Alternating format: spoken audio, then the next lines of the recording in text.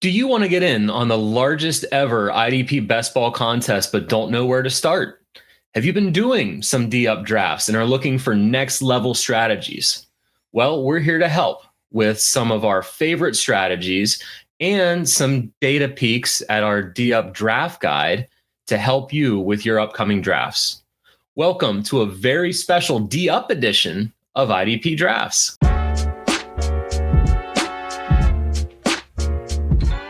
All right, welcome in. So I couldn't be more thrilled to be talking about our feature topic today, which is D-up drafts. I've been doing these all off season. They're a ton of fun. There are a lot of nuances, though, and intricacies that make these different from any draft you have ever done before. And I couldn't think of a better guest to be helping me with this today. You know him as the host of the IDP show. I know him as the guy who's been in every single D-up draft that I've been in and has been incredibly frustrating. I'm very excited to be able to say for the first time, on my right, Mr. Josh Raymer. Josh, how you doing today? Scott, so good to be on the show. It's a beautiful day. We have wanted IDP Best Ball on a major platform like FastDraft forever. And so when we found out that D-Up was going to be offered this offseason, it was exciting. And there's a reason I've been in every draft. Even when I've been out of the country or out of Kentucky, I've been in those drafts. I had one that went when I was on a flight back home from Texas this weekend. So yeah, I've been drafting like crazy. I think I'm up to 17 entries now. So it's just been a lot of fun. It's great to have you here with me today talking D-Up. This is a topic that I think is really fun because nobody knows, man. And we're going to get into it today. A lot of things that we think, strategies, tips, and tricks that we've kind of picked up doing some of these drafts. But it's just fun to be breaking up new ground in IDP and in fantasy football. We don't often get to say that. Yeah. And it really has been fun. But like I mentioned, there are a lot of things that make this really distinctive, even from other best ball contests that people may have done before that are offense only. So before we get into things like roster construction and bonus allocation and just some general tips that we have for today, can you tell us a little bit about what D-Up is and what makes it so interesting and unique and, in my perspective, fun? Yeah, so we've been doing IDP best ball drafts for the past 3 years in conjunction with the IDP show, kind of managing these ourselves, filling them ourselves through Sleeper. But they're deep drafts. They're usually like 28 to 32, 33 rounds, something like that. So very deep drafts, very deep rosters. And so this is something totally different. And I understand why Player Profiler, FastDraft, Matt Kelly, that whole crew decided to kind of keep it for casuals, for people who are new to IDP. But for us who are deep in the weeds and know the LB6 for the Las Vegas Raiders, this is just, we've had to adjust a little bit. And the strategy is completely different because D-Up is 10 teams, so 10 drafters, 6 picks per draft. So just 60 players being drafted. That's usually when I'm just getting warmed up in most of our best ball drafts. But what's cool about this is if you've never played best ball before, it is draft and done. So there's no in-season roster management, no waivers, no trades, nothing. You draft your team, you're done. Max entry on this contest, 33 drafts. The prize pool, $10,000, $2,000 to first. You can check out their website, fastdraft.app, for all of sort of the payouts. But what's nice is it is no positional limitations. If you're crazy and you think a team of 6 DBs is going to win this contest, go for it. You're going to lose your money and you're going to lose your $10, but you can do it. We're going to talk about roster construction. That's part of the discussion here because I think it'll be very interesting to see what kind of roster construction wins this contest.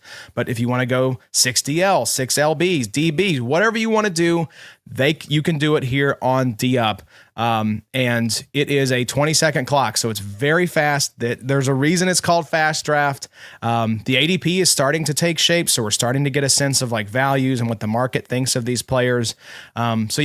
It's a lot of fun. It's the biggest IDP best ball contest in history. Like I said, $10,000 prize pool, $2,000 to first, and 60 players drafted. So that adds a really fun wrinkle that we're going to talk about in these drafts later on.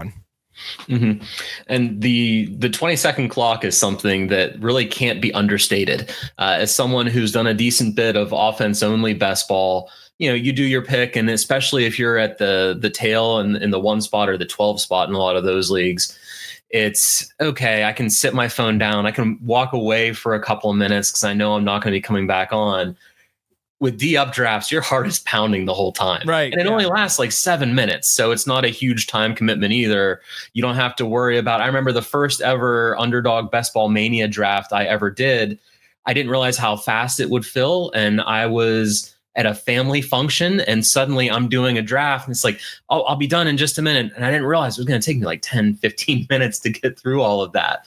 So with D-up, you can get it done nice and quickly, but you do need to have your homework done. And we're here today to help you with some of that homework in terms of some of the things that we're thinking about in terms of roster construction, bonuses, and some other things we've learned between our about 25 combined drafts that we've done between the two of us. So Josh, when you think about roster construction, because that's a big thing, as you mentioned, this isn't start 1 linebacker, 1 defensive back, 1 defensive lineman, and a flex. This is start 4 IDP, anything that you want at all. How have you been approaching roster construction? So this is something that I've become more cognizant of as I was preparing for this episode. But it's funny when you look across, like I mentioned, 17 drafts. And if you're watching on YouTube, you can see an example of what a draft board looks like here. This is an example of a 4 linebacker, 2 DL draft that I did. And the breakdown for me of those 17 drafts, which was kind of interesting to go back and look at, 1 DL, 5 LB builds. I had 3 of those, 2 DL, 4 LB, like this one here on the screen, 8 of those, and then an even split, 3 and 3, 6 of those. So again, I haven't really been super cognizant of, okay, this draft, I want to try out a 3-3 build or a 4D, 4 LB, 2 DL build. And so it's been more about, for me, looking at those pockets of value in each round, seeing who's still left on the board and letting that inform how my roster is constructed. Because an important caveat, and I mentioned this already, is that we have no historical data to draw from with this contest. We are breaking up new ground. We are testing out theories. And so a lot of what we're going to talk about on this show today is just how we're approaching it, how we think it might turn out, and some rationale behind why we're making these choices. And so, I haven't been super cognizant of it, but I will say, Scott, once my 33 drafts are in, and I will absolutely max enter this thing, I'd say the breakdown will be likely the same as it is now, with about 50% of my drafts being like what you see here on the screen, with 4 linebackers and 2 DL. The reason I think it's going to end up that way is because of my 6th round selections. I plan to have about 25% or so of my portfolio stocked with these sort of unique builds featuring a 6th round wildcard pick, which is something I'll talk about later in the episode. And usually that player is a linebacker, usually. So I think that's the reason you're going to see my portfolio be more reflective of that 2DL 4LB build. And the reason for that, again, I want to provide some rationale here, and we'll look back at this next offseason and see how right or how wrong we were. But I think the reason I want to shoot for LB in that 6th round wild card spot is it's easier for me, Scott, to see the path to a top 6 finish for linebackers rather than defensive line. I mean, we call them the running backs of the defense for multiple reasons, but the main reason is that you can plug and play a guy's backup in your linebacker spot for IDP. So I'm going to throw those darts on high upside handcuff linebackers in round 6. And then I think something that I know you've probably talked about on this show or going to talk about on this show a lot when you're talking best ball is floor versus ceiling. So this is a contest where you have 0 safety net. There are literally 2 bench spots. You draft 6, you start 4. So you've got 2 people on the bench every week. And so I think of the important variables that are within your control, because I think this contest is ultimately going to be won by someone who gets super lucky with health and keeps all 6 of their guys healthy all year. But of the variables within your control, I think setting a reasonably high floor is probably the most important thing that you can do. So I think that's why I lean 2 DL and 4 linebackers. You're still capturing that upside with your DL, especially if you can get like a, Trey Hendrickson or a Max Crosby, somebody that is going to push to be the leading sack artist in the league that year. But you're also giving yourself consistent week-to-week production with those LBs, especially if you're targeting those guys with like big play potential, like Caden Ellis, Blake Cashman, Edgerrin Cooper. I think ultimately, and tell me what you think, Scott, I think the winning build is going to be a 3 DL, 3 LB build with 100% injury luck. 1 or 2 games missed per player. Nobody goes on IR. I think my second guess would be a 2 DL, 4 LB build with that 6th round wild card. What do you think about that? How do you think this is going to shake out by the end of it? That's a really interesting question, because you mentioned health is going to end up being a big part of it. And, when we get to some of my thoughts on roster construction, like you mentioned, this is the first year we've had a contest, but it doesn't mean we can't use some historical data to try to help guide what we're doing in the future. And so I did look at some of the different builds, and if we would have had perfect drafters last year, which builds would have ended up winning the day. So I think it is going to come down to some luck, just like all fantasy football comes down to some luck. I think it's going to be, having not just the right roster construction, but the right sub-construction within. And that's something else that I'll get to here in a little bit, looking at tackle-heavy linebackers versus big play linebackers within the defensive line spot, defensive tackles versus defensive ends, and even DBs. I know we haven't mentioned DBs at all yet because neither one of us have drafted a single DB to the best of my knowledge. But there are some strategies you can employ to use DBs. And with that, you have safeties versus corners, and there are different risk profiles associated with each. So I think it was an interesting thought exercise that I'll circle back to here in a minute, but it's going to be really interesting to see how it shakes out between injuries and purposeful roster composition versus, hey, I took best player available and this is how my roster shook out. Like, I would love to be able to talk to the overall winner next year, if it's not you or I, to be able to talk to them about, hey, did you mean to construct your roster this way, or is it just kind of how it shook out? Yeah, that's the thing I think is important to keep in mind, is that because we don't have historical data from this contest specifically, I think the best approach is best player available. Now, I think there are advantages to certain builds. Like, I'm probably not going to come away from any single draft with just 6 linebackers.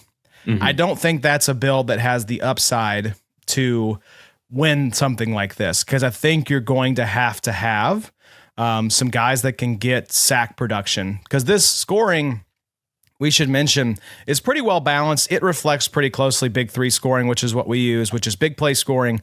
It's a little more balanced, but still, I would say it leans more towards the big play side of things rather than like tackle heavy. So I think you're going to have to get some of those guys. You're going to have to hope that Aiden Hutchinson bounces back and, get you 15, 16 sacks, or, TJ Watt stays healthy for, let's say, 14 games, because Lord knows he can't stay healthy for all 17, and get you, 15, 16, 17 sacks. So that, I think, is still going to be an element that you have to have in your build. I think you have like a really super solid floor if you do like a 6 linebacker build, but the ceiling is like, it's like the room is really small. I just don't think there's a lot of ceiling, even with some of these higher upside guys, these big play linebackers like we've talked about. So I don't think there are certain builds I'm probably not going to go toward. So I'm going to have sort of this like guardrails when it comes to my builds. But at the same time, I think the overarching kind of piece of advice or approach that I'm going to take is just find the value I just did a video for Player Profiler's channel yesterday talking about overdrafted guys and guys going around later that I would rather have. That's the approach I'm going to take. And I think the builds and kind of how my portfolio breaks down in terms of roster construction will just naturally reflect sort of my inclinations towards one build over another. I think I brought up two interesting points there. One is about just that overall roster construction and how many, not going all linebacker or going all one thing or another. And the other thing you brought up was the scoring system. So as you know, I'm working on a D-Up draft guide right now that's crunching a lot of historical data, not from the contest in particular, but using the scoring system and applying it to past year's performance. And also reading a lot of general best ball philosophies. And I've been reading some DFS multiplier philosophies for those contests that have captains and how to use those captainships properly. So as part of crunching all of that data, I have had a few interesting insights that I've noticed along the way. First, when it comes to scoring, they do a decent job of balancing it if you sort of aggregate to that DL, DB, LB parameters. But what I like to do in order to help to dictate the way I'm going to draft is to look a little more fine grained into the 5 positions of DT, DE, CB, safety, and linebacker. And when you do that kind of a breakdown, I'm really not very hopeful for my first ever draft that I did, because I drafted 3 defensive tackles. I got my start as a DT streaming guy. I have massive love for big old defensive tackles and what they can do. And I think they're grossly underrated. But in flat scoring systems that don't have any kind of DT premium, they tend to lag behind. So if you look at what would have been the top 100 scoring IDP from last season, only 6 would have been defensive tackles. So if you're drafting defensive tackles, it's going to be a more of an uphill battle for you. Same can be said about corners, but corners are a little bit better represented. There's 17 corners in the overall top 100 from last year, 19 defensive ends and 19 safeties. I was a little surprised to see how well safety was represented and that it was represented at that same level as defensive ends. But I think a lot of that has to do with those big plays and just how much they really do end up helping you in a contest like this. But when you talk about specific positions and 5 positions, linebacker was king with 38 linebackers in the top 100 of overall scoring. So how this has informed my drafting strategy since I've started doing these analyses versus when I started doing the drafts is I am getting heavier in linebacker. I have had a couple of 2 linebacker, 4 defensive end builds, defensive ends and defensive tackles. Now just defensive ends, because I'm not really wading into the defensive tackle market that much. So I think linebackers are absolutely one of the clearest path to points. The other nice thing about linebackers is we're decent at drafting them. So you mentioned there's no ADP from this contest, but we did run about 40 of those large scale IDP only best balls through the show last year. And I looked back at the top 6 within each position and what their average overall IDP finish was. So for the top 6 defensive tackles that were drafted, the average finish was 181st overall using D-Up scoring settings. So that's another big red flag to me that I love defensive tackles, but it's hard to hit them and the scoring system doesn't necessarily reward them all that much. So I'm running there. When it comes to corners, I mentioned corners had decent representation in the top 100, but it's really hard to pick those top corners. Of the top 6 drafted by ADP from our drafts last year, the average finish was 119th. Again, not a proposition I'm willing to take very often. When it comes to the other 3 positions, defensive end, linebacker, and safety, the average finish was between 41st and 59th, which are all in that scoring range that we need to be at in D-Up, where it's only 60 players that are being drafted. So ideally, we'd love to see the market moving where the ADP is even tighter with reality. But this just goes to show you, we're the best at drafting defensive ends, linebackers, and safeties. So to the extent that we're using ADP as part of our decision-making abilities in these past drafts, that's another reason to lean in those directions.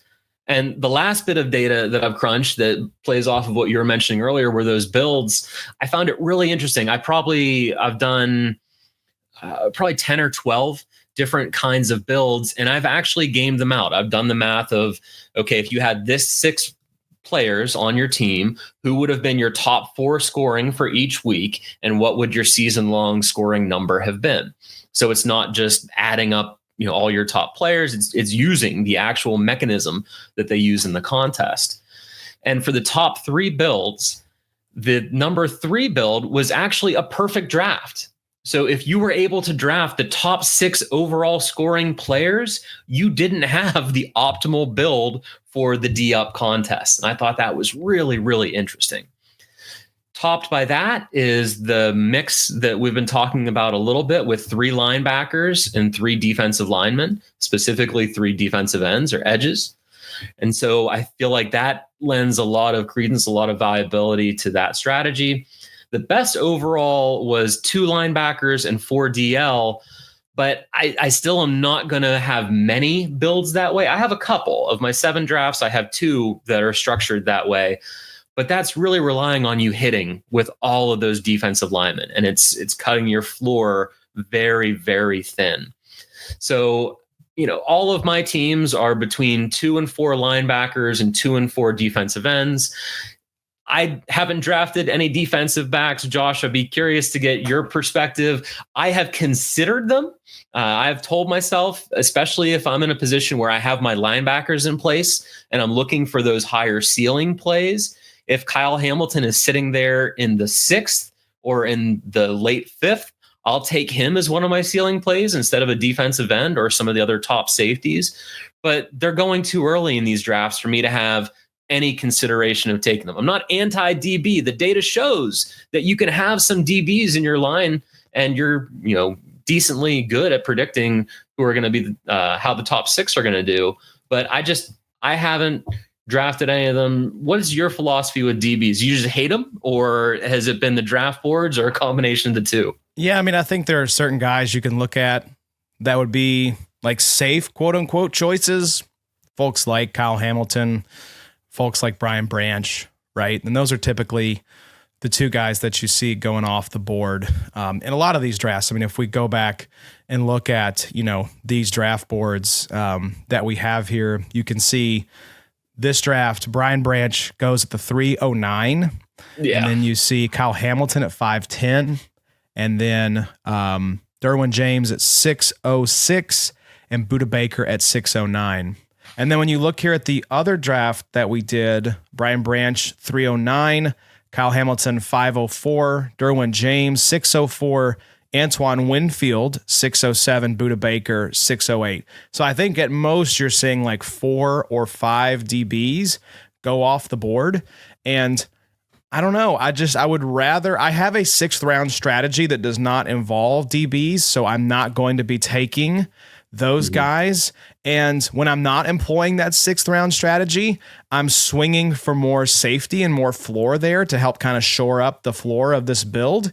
And so I'm not going to go DB there either. And think about too, Scott, something you said on the how good are we at drafting certain positions.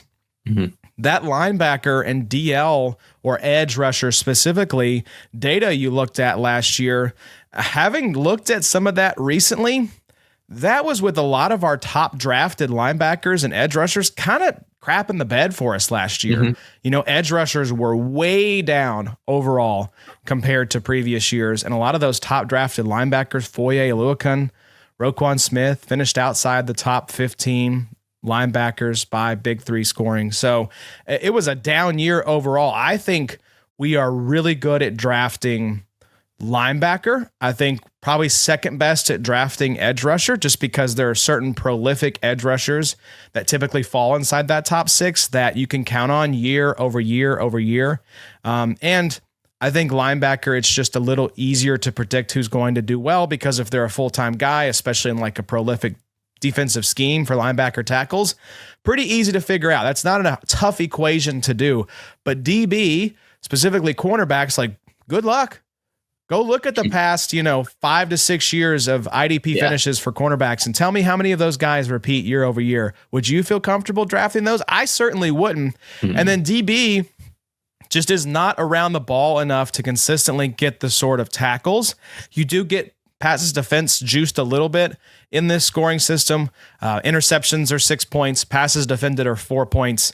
So you do have that big play element, but those are just not predictable. And I think with a 6-player draft, I want to lean into certainty and predictability as much as I can.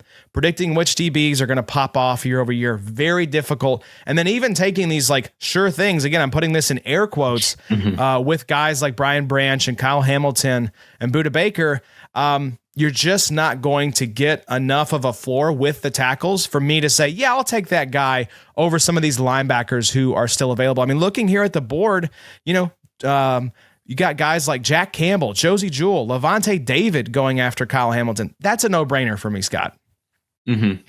And I'm glad you brought up this board for two reasons. One, it underscores that importance of having your rankings, your individual rankings done before you walk in, because this is one where I entered the draft. I went to the movies. I didn't think to leave the draft, and the draft happened while I was in the movies. And it still turned out pretty well. I'm pretty happy with my build here with Parsons and Greenard and Henley and Wilson and Campbell and Okereke. I probably would have done things a little bit different on the very back end, but I'm still happy with how it shook out. But this also gets to the other point that we were talking about earlier in terms of, my willingness to draft defensive backs. These were both drafts, each of the ones that we've shown recently, where I went edge heavy. I went upside heavy early. And by going upside heavy early, even if someone like Brian Branch was sitting there for me in the 5th round, or Kyle Hamilton in the 5th round, I've already checked the box of my upside swings. I need safety at that point. So I know we've talked a lot about best player available, but you do want to be mindful of what you have on your team so far so that you don't end up with all upside swings or all safe plays because they happen to be the most value, because you need to have a little bit of that risk in your portfolio, most likely. We're going to find out. We'll be able to do lots of really fun analyses at the end of the year, but you likely need to have some of that risk portfolio. And in looking at those top possible builds from last year, none of them excluded defensive ends. So all of them had at least one, usually two, usually three. And as you saw from the best one, up to 4 defensive ends, if you can really nail who those are going to be and, avoid injuries and avoid regression and all those kinds of other wonderful things that we deal with in fantasy football in general, but also in IDP. Yeah, if you can dodge the landmines, it's like you just need to set yourself up well. And look, you've got 33 entries in this thing. And so I think trying out different types of builds, like let's say you do want to try out having a 2 DB build. Again, I wouldn't recommend it, but if you want to have one of your 33 entries, diversification is important. I just would not make that a staple of how you're constructing your roster. I think you need to, again, go best player available, look for value, scoop it up wherever you see it. Something I talked about in the other video I did was avoiding these sort of projected leaps from young and ascending players when that leap is baked into the ADP. We don't have historical ADP for this contest, but we do have ADP from the 20 or so drafts that have happened thus far. And a lot of these guys, like I mentioned yesterday, Jared Verse, Jalen Carter, being taken in the draft in spots where that projected leap is being baked in. This is something I know you all talked about in a previous episode, Jared Verse. I'm just not going to take that leap in this sort of contest because I don't have a deep bench to then shore up my floor. I do want to have upside, but it needs to be calculated smart swings consistently throughout your portfolio. I want to reemphasize that. If you want to go with the all hype bunny team and go take all of these guys that are being taken at their ceiling, hoping those ceiling outcomes hit 1 or 2 of your builds out of 33, go for it. But I think the majority of your portfolio, you just want to take these more calculated risks. And DB is just not something we are very good at drafting year over year and getting right. And like, what's the ceiling outcome for someone like Brian Branch or Kyle Hamilton? It's probably like, if you were to slot them in amongst linebackers, like probably top 12, but on the lower end of the top 12, right? And so like, what are you really shooting for? Like, I'd rather just take a linebacker knowing that the ceiling outcome is higher and that the median outcome is higher. You're going to have more positive ROI for those guys than you are for the DBs. So again, try out different strategies. This is the year. Like, this is the year to sort of shoot your shot and say, I think a 1 or 2 DB build could actually win this thing. Let me sprinkle in some entries. So yeah, I think overall, though, you want to be smart about just sticking with DL, sticking with linebacker. And if you want to sprinkle in some DBs, fine, but I'm just not going to do it at the cost of some of these linebackers that are going after where these DBs are going. Yeah, you mentioned the ceiling for the DBs and using last year with the scoring settings for D-Up. Brian Branch was a top 10 overall play, which is awesome, but he was the only DB that was in the top 10. If you expand out to the top 20, you only have 3 DBs in the top 20. So they get more represented as the data grows, but in that very top end, in those elite picks, it's just not there. So that's another reason why I'll look at them in the late rounds. And, we keep talking about best player available, and I completely agree with that philosophy. The only caveat I put to that is when you have people who are going in with a certain strategy in mind, like if 20 of the top 24, 25 picks are edges, I am not going to take the 27th best edge in the 3rd round. I'm going to go linebacker. And you know what? At the end of the draft, I'm not going to take the 50th best edge. I'm going to take the number 1 or number 2 or number 3 safety as my upside in that one. So like you said, it's fine to have some of those builds, especially if the board is kind of dictating it to some extent, so that you're not just taking linebackers because those are always the best guys available because some people are going edge crazy or vice versa. Yeah, you should always zig when people are zagging. Mm-hmm. That's how you find value. Mm-hmm. Is you can't go in, like, I think an important point here is, like, don't go into the majority of your drafts in this contest thinking that you're going to draft based on certain player takes that you have. Yeah. That's just how you end up getting your head busted consistently, is thinking that you know better than the market. Maybe you do get lucky and everything hits perfectly, but it's just a recipe for, finishing well outside of the top half, I would say, most of the time, just because the market, especially in this kind of contest, who's drafting thus far, you're trying to bet against the market and think you're smarter than that, and drafting just based on player takes that you have is not the approach that I would take. And so you don't want to go in with like a set in stone strategy of like, I am for sure grabbing Frankie Louvu in the 2nd round. Don't do that. Don't do that. Let the board come to you. See how the drafters around you are drafting.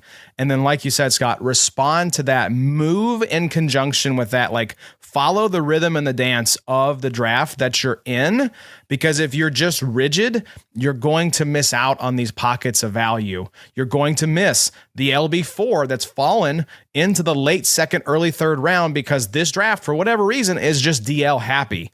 And so don't think, okay, I went with, DL in, round 1, I've got to go DL again in round 2, because that's just how you end up with a suboptimal build and really limit your upside. So stay water. The fantasy footballers famously said, stay water when it comes to draft. Very important here.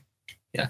And to this point, we've focused on roster construction, which is a huge part of D Up. But there's another really fun wrinkle in this contest, which is you get to allocate boosters to your players. And one thing to be clear about is you can change these up until the season starts. I think the lock date is about a week before the season starts, or maybe even be like before the first game. But you have time and data and information to change these. But for your initial booster allocation strategies, how have you been approaching that, Josh? So this is one area that admittedly I'm still figuring out, but there is one hard and fast rule that I have, and we'll talk about wild card picks here in the next segment. But the only thing I'm doing for sure right now is if I do these 6-round wild card picks, they are the ones getting my 2x booster. So I think we should probably lay out the fact that you have a 2x booster, a 1.75 booster, a 1.5 booster, and a 1.25 booster, and then you just have regular 1x boosters, so they don't get boosted at all. So that 2x booster I am going to use on my wild card picks, because if I'm going to take this gamble and it pays off, I think it could pay off in a potentially like contest winning sort of way. So I'll give an example here of like a 6-round wild card pick I've been doing is like Ivan Pace Jr., linebacker, Minnesota Vikings. I love Blake Cashman. He's going to be one of my most rostered players across this contest. But admittedly, Blake Cashman has injury concerns. And so I think Ivan Pace, we've seen in fits and starts. I think a lot of IDP managers would love to see it more consistently, but we've seen what this guy can do with a full-time role.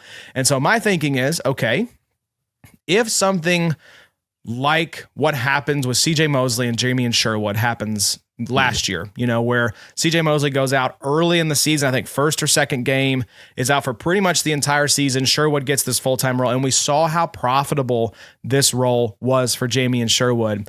I think he was a top 12 or 13 linebacker by Big Three scoring at the end of the season.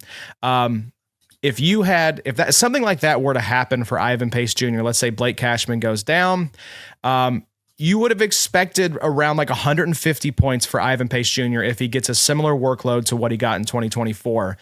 So 150 points in the 6th round, you're probably not winning the D-Up contest. But if he does get the Cashman role early in the season, and you look at Cashman's points per game and roughly give Ivan Pace Jr. that same kind of output times the 2x booster, 150 points becomes about 544 points.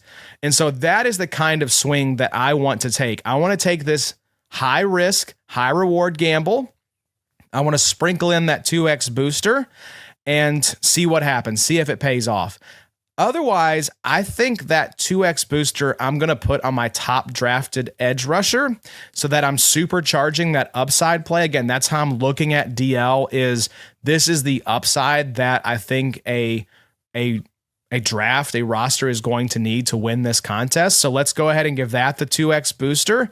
If you draft a DL in the 2nd round, that's who I would put the 1.75 booster on. And then I would take the last 2 boosters, the 1.5 and the 1.25, and I would put them on my last 2 linebacker picks because I want to take who I expect the players to score less and juice their scoring by adding those boosters to it. So that's kind of my initial thoughts. Again, I'm still like trying to figure this out. I haven't even gone in on most of my drafts and assigned my boosters yet because I want to see like how the rest of the offseason shakes out. But what are you thinking so far about boosters, Scott? Yeah, it's interesting that you're talking a lot about your specific builds and specific players and sort of the philosophy that you have with that. And I think that I've been taking a more macro approach, but I think they're pretty decently aligned. So admittedly, this is the part of the data that I just started crunching. So I don't have as much in terms of how boosters would affect different positions, all that I'm planning on putting in that D-Up draft guide and some other ways about managing boosters. But the 2 things that I like to look for are really high or really low variance players. So what I mean by that is guys that will score either 10 consistently or that will be 0 one week and 20 the next. I like to use boosters on those profiles because if you're a consistent 10 guy, well, hopefully you're getting more than 10, but just in that example, if you're a consistent guy and you have really low variance, then you're increasing your weekly floor every single week, and that's fantastic.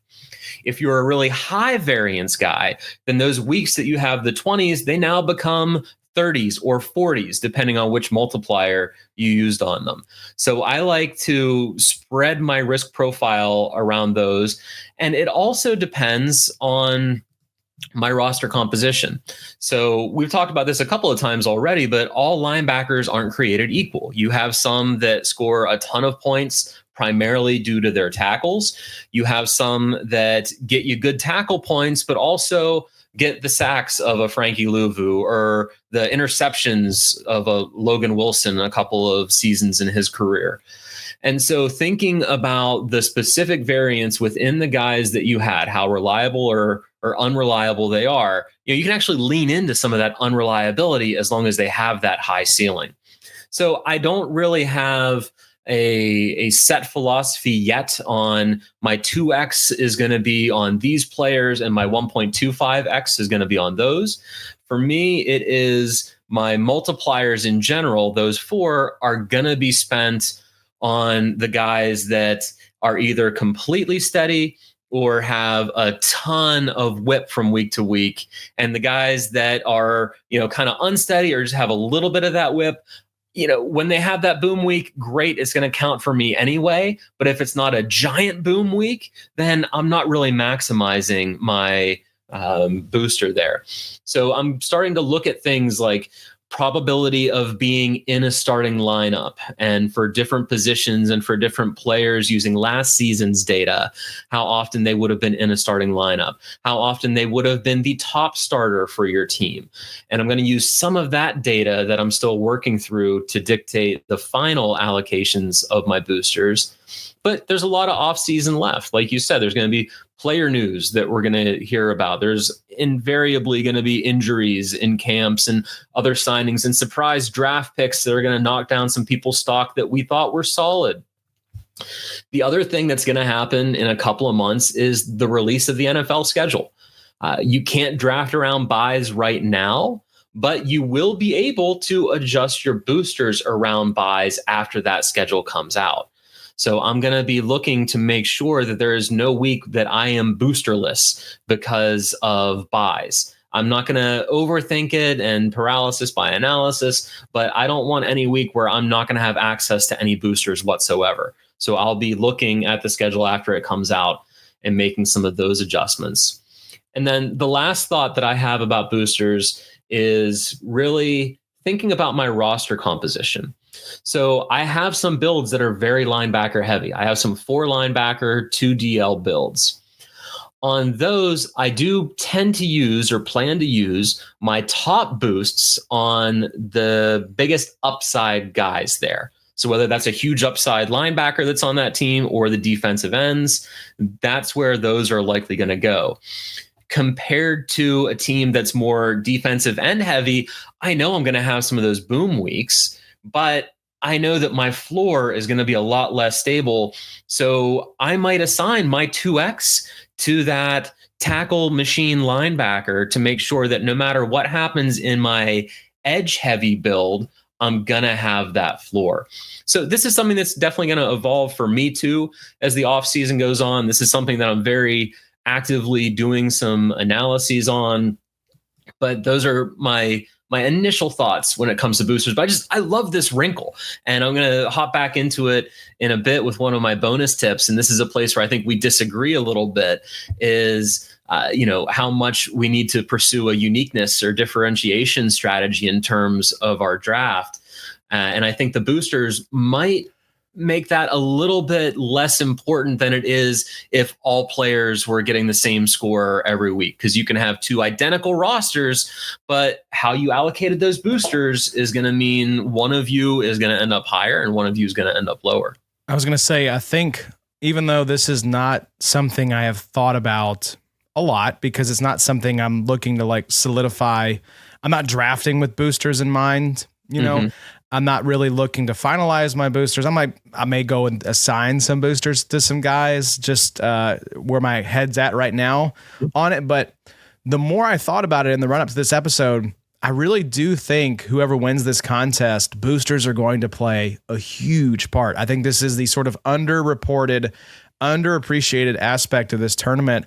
And if you're watching this on YouTube, listening to it in the podcast feed, let us know, what are you thinking about boosters? Because again, this is something we're still trying to figure out. We're still breaking up ground, kind of coming up with these theories of how boosters are going to play into this contest. But one thing I feel pretty confident in saying is that when we go look at the winning builds, when we go look at the top 5, top 10 in this contest, I think boosters are going to play a huge part. I think it might be that wild card pick, the Ivan Pace Jr. example I laid out, where you got 400 additional points from a player that you took in the 6th round and weren't expecting that from. It could be that you put the 2X on Max Crosby and he goes and scores 300 points and returns to form, and suddenly that guy becomes 600 points for you. So yeah, I think it is one of those things that we aren't quite sure how it's going to play out, but I think we both agree it's going to be a big factor in how this D-Up contest shakes out. Yeah, and that actually leads nicely into sort of the last thing that we wanted to talk about today. And this is just from you and I being in those D-Up streets and doing some of these drafts ourselves. What are just some general tips that you have, either for newbies or for people who have done a couple of these and are looking for ways to elevate their game? Yeah, so we've mentioned a lot of them already, but we'll kind of just remind you of them here. First tip, don't make speculative plays a big part of your portfolio. We do not have the roster space in this contest to swing for home runs over and over and over again in drafts. Like I said, you can make guys like Jared Verse, Jalen Carter, Nick Bolton was a guy that's being overdrafted right now based on kind of chasing that 2022 Dragon. If you want to sprinkle those guys in, I think that's totally fine. Again, 33 max entries for this contest. So I think you need to have a diversified portfolio because if you just draft all the same guys and have all the same builds, you're really capping the possibilities here because we don't know how this thing is going to shake out. So I want to have builds in certain kinds of buckets so that I give myself a shot regardless of how this contest shakes out, how the season shakes out. But I'm not going to go all upside swings for 75% of my portfolio. I just think that's asking to finish last most of the time. So second, you mentioned it, Scott, make sure you have your rankings set ahead of time. The timer moves way too fast to wade through the player list and find the values each round. So have your rankings set. And then as the draft begins to unfold, go through, add players to your queue as the rounds go on, and draft from your queue. Don't try to scroll through because I promise I have done it and I have gotten my head busted more than once because I did not have my queue set. So we have Adam's best ball rankings over at theidpshow.com. If you want to pop in there, $5 a month, get the rankings, set them for D-Up, and then you can adjust from there. But make sure, if you do not have the ranking set, you are going to be in deep, deep trouble because these drafts move so very fast. And then the last point, I've mentioned it a couple times, the 6-round wild card. This is something that we'll see if this is a dumb strategy or a viable strategy once we have some more data to analyze, but something that I'm doing because I think having a sort of like differentiator for your build that no other builds out there have, I think could be a possible path to winning this contest. Again, I think more than likely someone who had a 3DL, 3LB build with really lucky player health throughout the season, and someone that, especially like we mentioned, that allocated their boosters wisely, that is my guess of what kind of roster construction, what kind of build is going to win this contest. But I think another potential viable path is just hitting on one of these guys that is not drafted outside of you taking them in the 6th round. So that is the 6th round wild card strategy. I want just a portion, right? I think like if I'm max entering this, and I am, 8 to 10 of my drafts, so like 25% or so, I want to have this sort of 6th round wild card strategy employed. So pick 3 to 4 players that aren't being drafted in the contest and sprinkle them in every like 4th draft or so. Again, about 25% differentiation in my portfolio. Some examples. I mentioned Ivan Pace Jr. Peyton Wilson is another guy. Trevin Wallace. Those 2 guys are players that I think have a path to relevance this year. I think Patrick Queen could be cut or benched, and I think it could be Peyton Wilson's Here's job. hoping. That's that. I made that bet in our main dynasty league. I'm making that bet here. I think Patrick Queen sucks, and I think that Peyton Wilson is already a better linebacker than Patrick Queen. I think this team trusts him. He was a top 100 draft pick last year, so I don't see him being replaced in the draft. Peyton Wilson, that is. Trevin Wallace, same thing. We saw glimpses of Trevin Wallace last year, and we liked what we saw. Josie Jewell, not the healthiest guy in the world. So I'm really looking at these like very high upside sort of linebacker picks that I think have a clear path to like 100% of snaps, really good like tackle volume, big play upside. I do have a DL. Chop Robinson is a guy that I have been mixing in.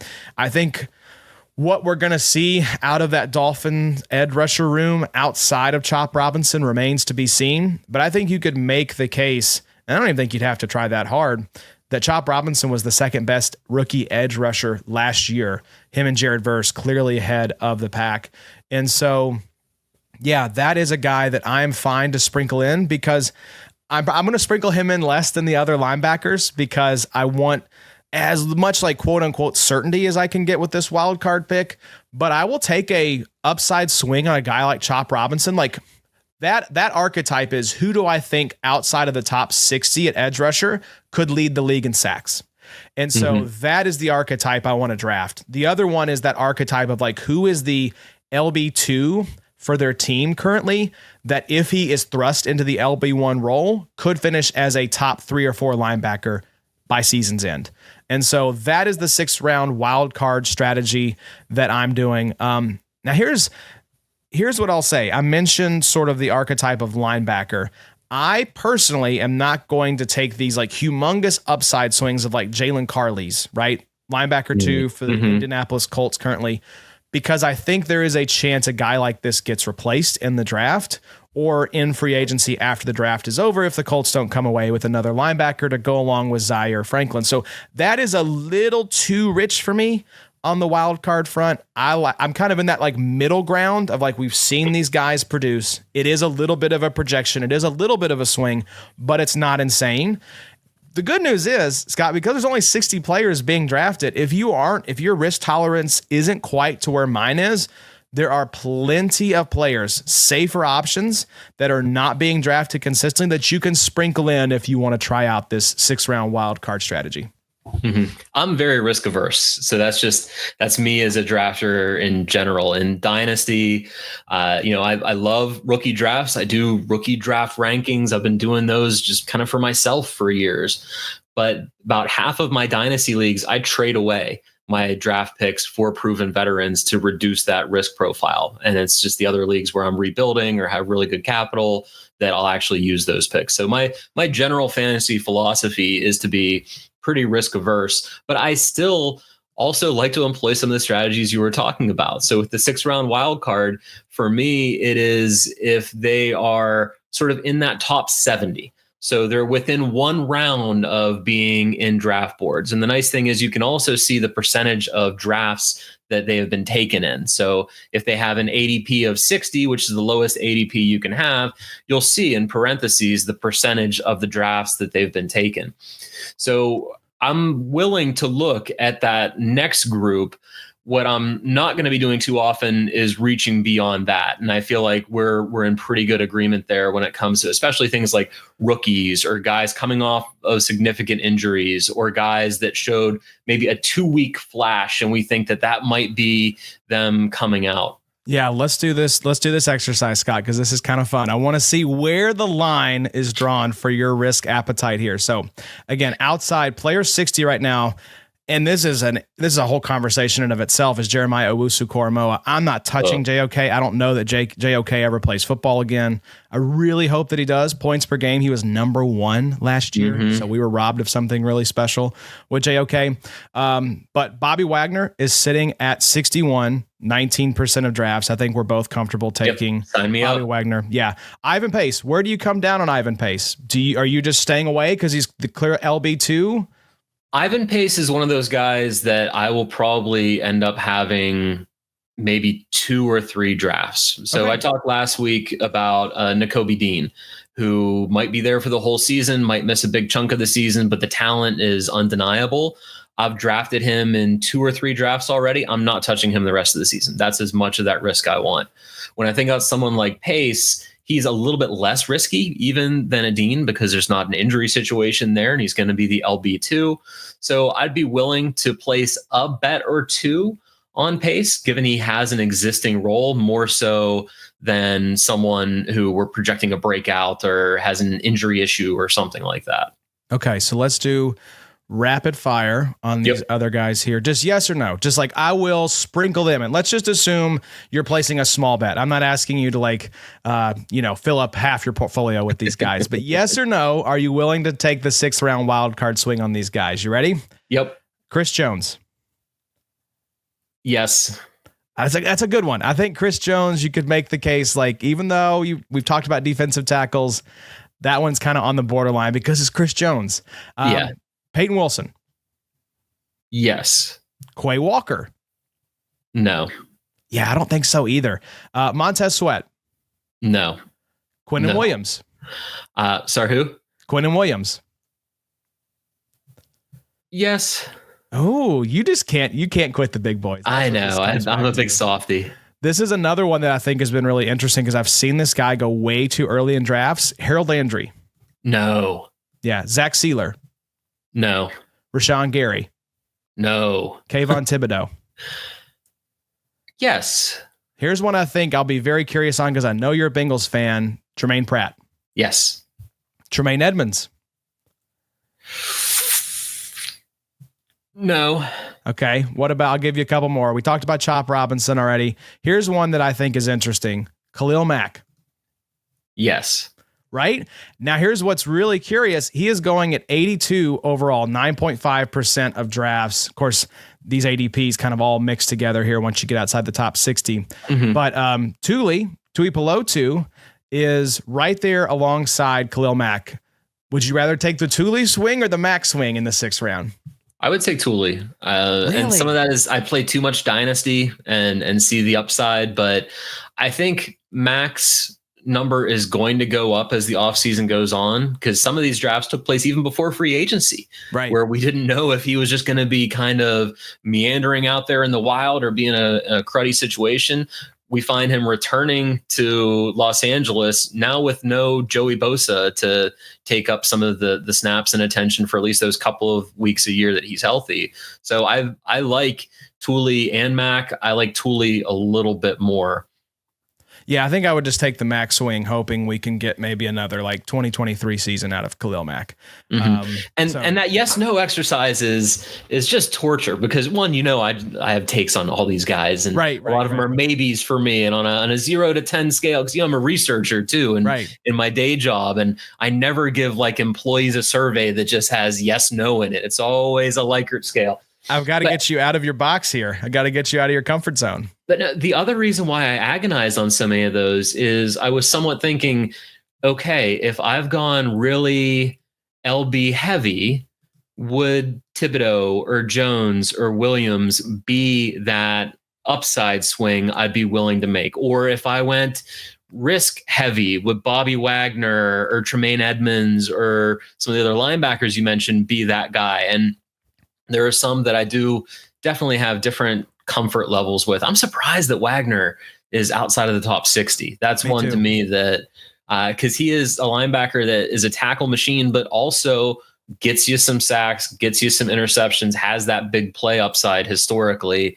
I know Luvu is the splashier one of the two and should be going way higher, but Wagner going undrafted just feels feels strange. I think we talked about this, Jeff and I last week. People need to take off their dynasty hats when they're playing best ball. And I think that's a little bit of the dynasty crowd being in these drafts and thinking, oh, we don't want these old guys. That's the same reason Abdul Carter is going in the third in a lot of the drafts that I'm in, which I love Abdul Carter. I'm going to be chasing his rookie cards with my son all next season because we're big Penn State guys. But I'm not. If he was being drafted outside of the top 60, he would have been a yes for me there. He's a 6th-round wild card to me. He's not someone who I'm placing a 3rd or 4th round bet on. Yeah, I have Bobby Wagner in 22% of my draft. So that 19% may just be me taking him in each draft, which is insane to me because, guys, it's Bobby Wagner. Like, come on. As long as he's upright. And I'm also not going to like try to be like, well, he's old. He might get injured. Like, you can't play the injury. Like, unless a guy's coming off an injury, then you could consider it. But you can't be like, oh, well, he's old. He might get banged up. He's more likely to get hurt. That we just don't know. We can't play that game. So, yeah. Anyways, tips. What do you got for me here as we wrap up, Scott? Yeah, no, we've gone through a lot of them already, so I don't want to be redundant. So I'll try to rapid fire these as I work on being less verbose. You can have a roster that looks similar to others, and I think that's okay because your multipliers might end up being different than theirs. So don't think this build looks too vanilla, so I'm not going to take this guy. Take the best guys and just let it shake out later. I'm fine with hedging, but like we just went through with that exercise, I'm hedging more in that next 15 to 20 group than trying to get cute and reaching to get my guys. That's one of the things that I've seen from doing some research on the Underdog Best Ball Mania drafts is when you reach beyond a round, it very rarely works out for you. So I'm applying that philosophy throughout my draft. And even when it comes to that wild card, I'm willing to be a little bit more risk tolerant, but still not as much as, trying to be Nostradamus, because we also saw with the build data I was looking at, even if you had a crystal ball and knew these were going to be the top 6 scoring players using this scoring system, you would have been outperformed by other builds because of the different risk profiles associated with some of those players. So don't reach to get your guys. And you mentioned this, but I'm going to reiterate it. The ADP is great. The ADP combined with Adam's best ball rankings is a real recipe for success and using it to fine tune what you're doing. And that's something that I'm going to be leaning into a lot more as the off season goes on. And there's too much news to keep up with. Even if you read everything that comes out from the IDP show, sometimes things are going to slip past you. Adam's rankings don't let stuff slip past them. The market might, but he's constantly doing updates on these when there's news and player movement, and I'm sure after the draft. So using that as a resource is another really big tip that I have if you want to, especially if you're new to this. You might have IDP guys that you like watching on Sundays. You might love Sauce Gardner. Sauce Gardner is awesome. Sauce Gardner is not an awesome IDP asset. So if you're brand new to this stuff, this is a great contest to do because it's a small crop of players and you can see some good ADP, but you can also take a look at someone like Adam's resources. And, he does more best ball drafting than pretty much anyone I know. So I really, really trust and pull from his resources a lot. So just take advantage of what's out there at your disposal and don't feel like you have to go into this alone. No, the ADP, our buddy Evan Wrangler set the initial player list for this contest. So it is so vastly superior than what we have typically had to work with in Sleeper. If you go into a Sleeper best ball draft, and we're still doing those, if you want to get signed up, draft with Scott and the gang here on IDP Drafts. We've got one. Eric Harms has one going right now. So you'll see, though, the Sleeper ADP is completely whack. And so the D-Up kind of set player rankings, and these are changing as drafts actually happen. So we have more ADP, but the initial list set by Ringler was really, really good. But as the market starts to get in the clay and kind of mold and shape this thing for the 2025 offseason, the only way you're going to be able to identify pockets of value, those blind spots in the market, is if you have a sharp set of rankings. That's why we recommend Adam's rankings for this purpose. And then as you go, you can adjust your rankings based on what you're seeing. If you want to start with Adams as a baseline and then adapt them as you go and kind of move guys up and down that you personally like better, and maybe you do have a few player takes that you want to be overweight on certain guys, totally fine, but make sure you start with some sort of ranking set, because if you just go based on the ADP, you are going to overdraft guys and really have a suboptimal build. So 100% co-sign that one. All right, well, that wraps up our conversation on D Up. Josh, this was awesome. I've enjoyed as much as I can enjoy drafting with you, because we have some similar philosophies and it can get a little frustrating at times. I have enjoyed drafting with you in these. I really enjoy getting to chop it up and talk about this with you. So thank you very much for coming on. Well, I appreciate it, Scott. Like I said, this is such an exciting year for IDP with Travis Hunter bringing a lot of casuals into the IDP conversation for the first time, with D-Up, a best ball platform available in the majority of states, bringing IDP, very approachable IDP to the masses. If you're watching this and you haven't tried IDP, I want to meet you because I want to know about your YouTube viewing habits, but come try it out, because I think once you try it out, you will love it. And we have promo code IDP Show, gets you a $25 deposit match.